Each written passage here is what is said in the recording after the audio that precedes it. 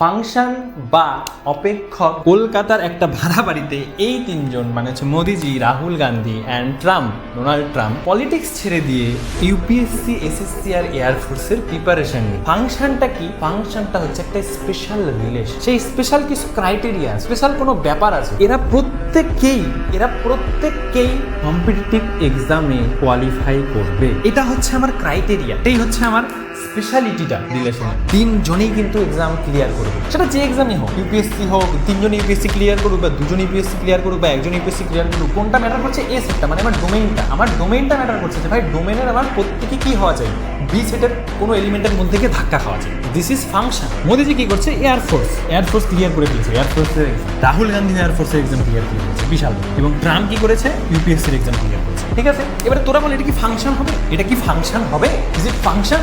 Yes, এটাও function. এটা function হবে না কেন? ফাংশন হবে না কারণ এক ব্যক্তি দুই জায়গায় কি করে চাকরি করবে? সরকারি অর্ধেক করে নেবে, নিজেকে অর্ধেক করে নিয়ে আইএস হয়ে অর্ধেক একটা হাত একটা পা দিয়ে কাজ করবে, আর এয়ারফোর্সে কি একটা হাত একটা পা দিয়ে কি যুদ্ধ বিমান উড়াবে?